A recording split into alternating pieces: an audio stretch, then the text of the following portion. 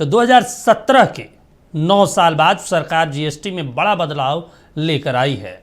अगर इन बदलावों में बात करें तो सबसे अहम है इंश्योरेंस पर जीरो टैक्स और आम जनता के रोजमर्रा में काम आने वाली चीज़ों पर टैक्स दर में भारी कमी। टैक्स में ये बदलाव 22 सितंबर से लागू किए जाएंगे। रिपोर्ट देखिए। 15 अगस्त को लाल किले की प्राचीर से प्रधानमंत्री ने नेक्स्ट जनरेशन जीएसटी रिफॉर्म का वादा किया था। बुधवार को जीएसटी काउंसिल की मैराथन बैठक के बाद वित्त मंत्री निर्मला सीतारमण ने जीएसटी दरों में बदलाव का ऐलान किया। The Honorable Prime Minister actually set the tone for the next generation reforms on the 15th of August when he spoke from the Red Fort. So, and he desired that we give the benefit to the people at the earliest. He mentioned Deepavali, but I'll go through the decisions in detail a bit, but this reform is not just on rationalizing rates.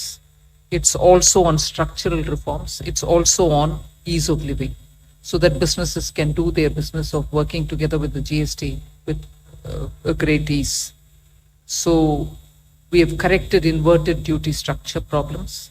We've resolved classification related issues, and we have ensured that there will be stability and predictability about the GST.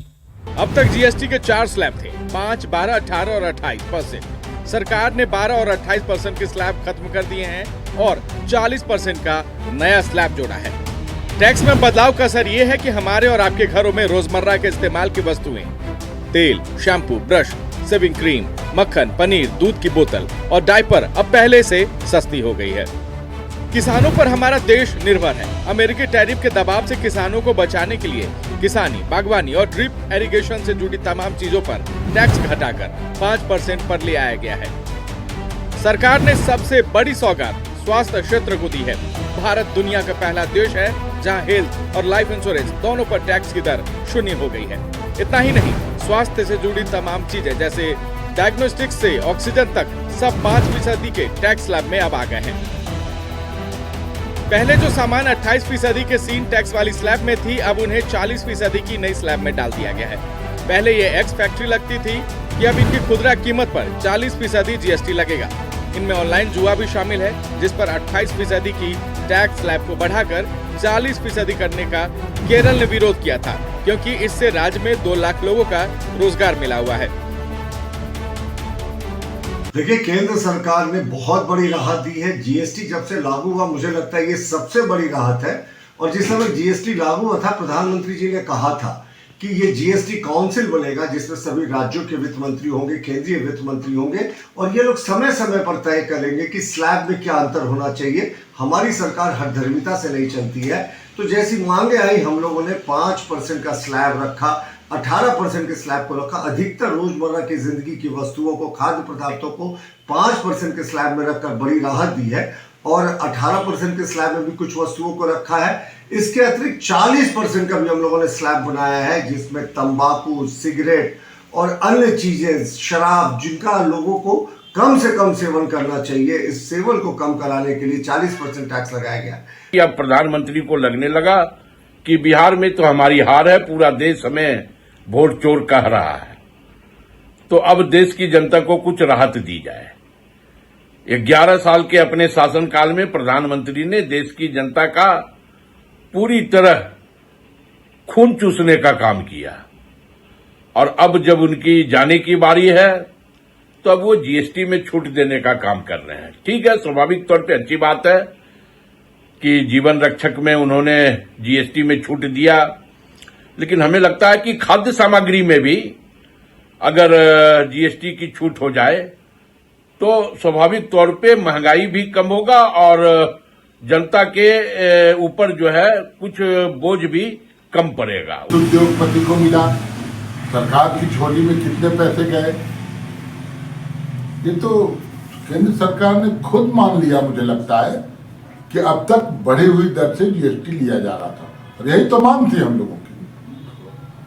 लेकिन चलिए, सामने बिहार चुनाव है, उसी मद्देनजर कुछ जनता का कल्याण हो जाए। हालांकि ये जिस चरित्र के लोग हैं, चुनाव खत्म होगा उसके बाद फिर कुछ टैक्सेशन नए की घोषणा कर सकते हैं। पूर्व वित्त मंत्री पी चिदम्बरम का कहना है कि सरकार ने जीएसटी रिफॉर्म लाने में 8 साल की देरी कर दी। राहुल गांधी भी 18% पर कैप लगाने की बात कहते आए हैं। सरकार ने 350 सीसी से ज्यादा पावर वाली बाइक पर टैक्स को 28% से बढ़ाकर 40% कर दिया है। ट्रंप की पसंदीदा हार्ले डेविडसन इससे यकीनन प्रभावित होगी। वजह ट्रंप और टैरिफ हो या फिर बिहार चुनाव, विकास दर में सुस्ती या घरेलू बचत में गिरावट। बजट में 12 लाख तक की आय को टैक्स फ्री करने के बाद जीएसटी 2.0 आम जनता के लिए राहत लेकर आया है। यशवंत कुमार, नक्षत्र न्यूज, रांची। चलिए, इस पर ज़्यादा जानकारी के साथ न्यूज़ रूम से हमारे इनपुट एडिटर निलय सिंह हमारे साथ जुड़ रहे हैं। निलय, क्या कुछ फर्क पड़ने वाला है और क्या वाकई में बिहार चुनाव को देखते हुए ये बड़ा डिसीजन पूरे देश के लिए लिया गया? दीपक, देखिए, ऐसे समय में इस जीएसटी के जो दरों को कम किया गया है, जबकि त्योहारों का सीजन अब शुरू ही होने वाला है। देखिए, अब जो भादों का महीना है वो समाप्ति की ओर है, अब महज 3 दिन बचे हुए हैं और इसके बाद जो आश्विन महीना जो है, जो कि 15 दिनों का पितृपक्ष होता है, और उसके बाद नवरात्रे शुरू हो जाएंगे और 22 सितंबर से वो तारीख है नवरात्रों की शुरुआत की, और उसी दिन को चुना गया है। तो देखिए, कहीं ना कहीं इसको त्योहार से जोड़ दिया गया है, आस्था से जोड़ दिया गया है, भावना से जोड़ दिया गया है। और दशहरा के बाद दिवाली आती है, जो कि पूरे देश के लिए कहा जाए तो जो आर्थिक पर्व जिसको आप बोल सकते हैं, पूरा इकोनॉमिक जो है वो दिवाली में प्रभावित होता है। ठीक उसके 6 दिन बाद बिहार या कहीं उत्तर भारत का जो सबसे महापर्व है, बड़ा पर्व है छठ, वो है। तो जाहिर सी बात है कि आम जो जनता है, जो मध्यम वर्ग है, खासकर बिहार, झारखंड, उत्तर प्रदेश, ये पूर्वी जो उत्तर प्रदेश है जहाँ पे छठ होना है, क्योंकि छठ में भी बहुत सारी चीज़ों की खरीदारी होती है और खासकर देखिए किरानों में जो कमी हुई है, उससे जाहिर तौर पर जो मध्यम वर्ग है वो काफ़ी राहत की सांस लेगा। अभी से इंतज़ार करना शुरू हो गया 22 तारीख का, कि जब दाम कम होंगे, चाहे वो पनीर के दाम कम हो, चाहे वो दही के दाम कम हो। देखिए, पराठों में जीएसटी को घटाया गया, तो जाहिर सी बात है कि बिल्कुल आम जनता की नब्ज को सरकार ने पकड़ा है।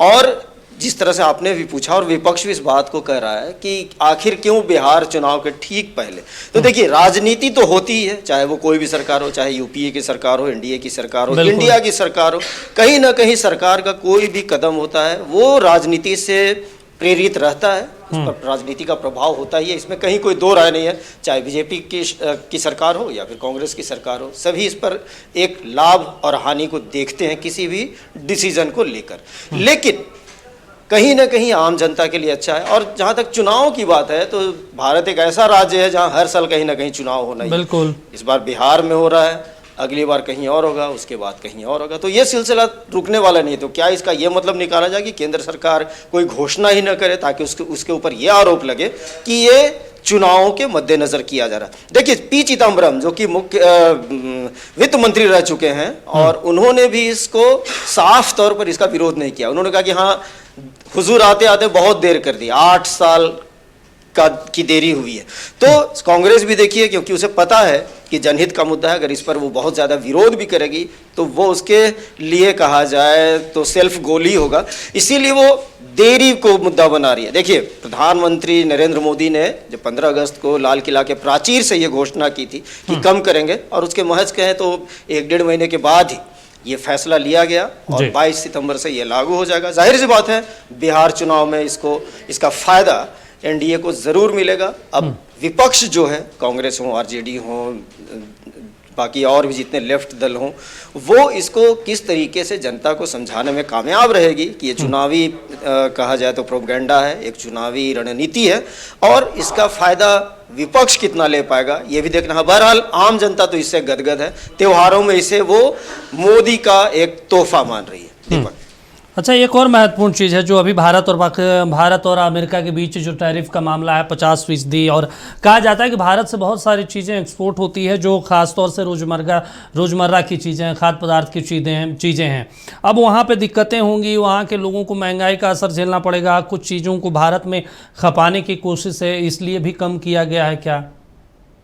देखिए, इस पर जो आर्थिक विश्लेषण है ये विशेषज्ञ इसको और ज्यादा क्लियर करेंगे, लेकिन जिस तरीके से 2000 करोड़ रुपए के नुकसान की बात झारखंड के द्वारा की जा रही थी, अभी हमने देखा जेएमएम के प्रवक्ता को भी और कांग्रेस के भी प्रवक्ता को भी सुना, और वित्त मंत्री ने भी, जो कि झारखंड के वित्त मंत्री हैं राधाकृष्ण किशोर, उन्होंने भी कहा कि इससे 2000 करोड़ का नुकसान झारखंड को होगा। ये कहा जाए तो सरकार की तरफ से या विपक्ष की तरफ से नैरेटिव फैलाया जा रहा है कि ये जो गैर भाजपा शासित सरकारें हैं उनके लिए उनके हित में नहीं है।